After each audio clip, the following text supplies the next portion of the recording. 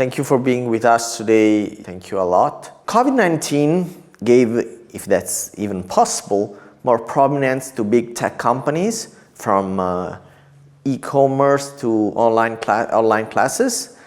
The so-called LOP grew up more and more.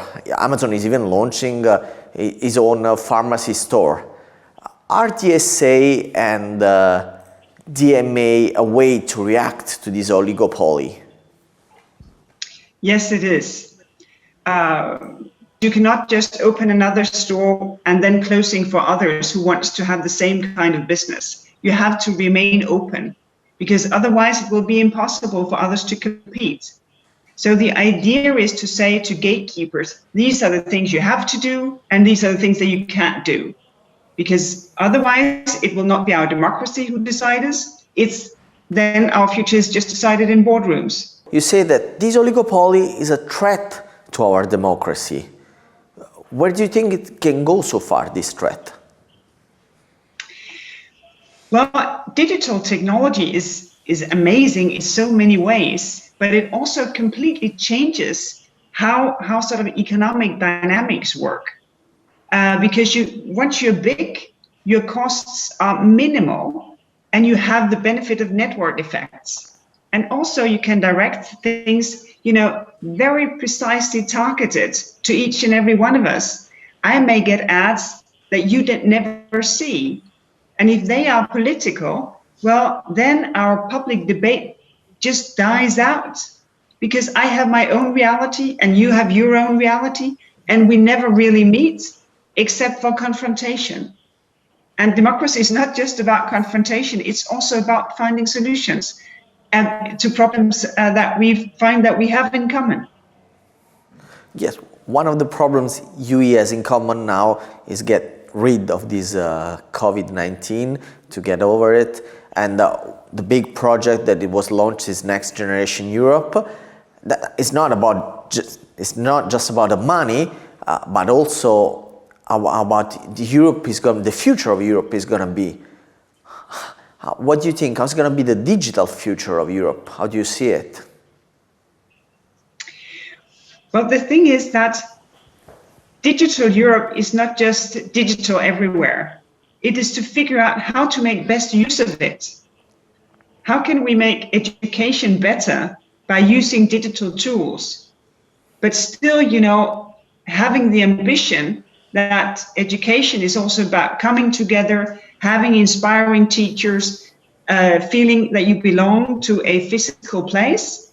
Use technology where it suits you. It's about better health, better treatment. You can find cures for things that you could not cure before, because maybe your local doctor would not know because they don't see these diseases, but all of a sudden you have a tool. The development of the vaccines of the coronavirus is a good example of how technology can speed up things dramatically. But the goal is still to have a health system that is open to everyone, where you get first-class treatment no matter where you are socially. And technology can help us do that. Italy, we presented some plan to be funded with the recovery plan, some projects. Is there any that impressed you, if there is any? Yes, there are many things that impresses me. The ambition of connectivity, for instance, because one of the many things we have learned during the corona and the lockdown is that you can do a lot of things digital, but if you're not connected, well, then you can do nothing. And I think it's one of these ways where countries can really come together, both internally in a country, but also cross-border in areas where otherwise, for business, there's no real business case, but for society, it's really important that we are all connected. Former US President Donald Trump called you US worst enemy. The president, how is going to be the relationship with the president-elected Joe Biden? Well, I do hope that it will be different. We have the entire commission have made sort of a suggestion to the US of a partnership, because we think we have so much in common. All of course, many differences, but we have a lot of things in common. Both, big democracies with a lot of the prosperity coming from trade, sort of optimistic when it comes to the use of technology. So we have suggested that we come together in fighting the pandemic, in fighting climate change, but also to make the most out of technology. So, we are trying to sort of renew the relationship with the US and the new administration. I have a lot of hopes to that. President von der Leyen announced for the 27th of December the V-Day, the vaccine day for Europe.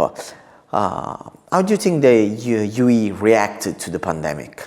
Well, in the beginning, it was awful because member states closed their borders, said no exports. So you had long queues of lorries that couldn't pass the border. So people were waiting for really important goods. They couldn't get protective equipment because it couldn't reach the right destination. And that I found very scary. But then we all came together with member states, with the European Parliament, to find ways. And I think we have improved dramatically in making sure that everyone can cope, everyone can get through this, and that we can recover together. And I'm really encouraged by this experience because it started so bad, but actually now we're in such a much better place. In fact, indeed, as you said, we all started like being divided, but we see even today some Visegrad states put their veto, for example, tried to put their veto on Next Generation EU, on the Recovery Fund, then they changed their mind. Don't you think that it's about time to get past an EU that's like a sum of nation states? I think we are a sum of nation states. We are very different. But the thing is that we share, I think, this very fundamental idea that the democracy has grown from the integrity and the dignity of each individual. So for me, it's not needed to be sort of a federal state. What is needed is that we can see what we have in common and then get inspired from all the differences among us, languages, culture, history, because instead of trying to overcome it, we should use that as a strength, that we are indeed different. What do you think? There's been a huge discussion about tracing app, privacy, and was so important. What do you think about that? Did it work? The people get scared about their privacy? I think to some degree it was there was a lot of scaremongering, because what I have seen with the different virus tracing app is that it protects your privacy. I have one myself and I'm very happy with it. My family has it, and we follow if it says go get tested or you have been in close contact with someone who was positive. We do what it takes. Because this is now when we can all do our part to protect one another. And I think that the app is a great help in doing that. Really last question. We're a publisher and we saw that Google is trying to finance publisher. Do you think that's so far it's enough? They should do more? It's just a way, to bargain some approval with publishers? Or is it just a start? I think it's just a start, because what we have seen so far is that it's still very difficult to be a publisher, because so much of the advertising revenue goes to these very, very big players. And traditionally, ad publishers has been financed both by advertising and by subscriptions. So we still have some way to go, because it's really important that we have independent media, that we have journalists who think it's their prime, task in life to be annoying and critical to anyone in power. So I still think we have some way to go. I think it's important that those who decide our laws, they put a new sort of framework on how digital services are provided, and that they give new strong obligations to those who are gatekeepers to what we can find on the internet, what we can find when it comes to shopping, because it means a lot to our democracy. And this is why we have tabled these two proposals, the Digital Services Act and the Digital Markets Act. And I really hope the Parliament and the Council that they will approve of this soon, because we're in kind of an urgency. Just really last question. You said that in 2 years this is going to be all approved and we're going to see all these rules. Do you think we're going to make it? You know, what I have learned in this horrible year, where so many people have lost their lives and we have lost loved ones and people have lost their job, is that we can also do amazing things. A lot of people have done much more than they ever thought possible.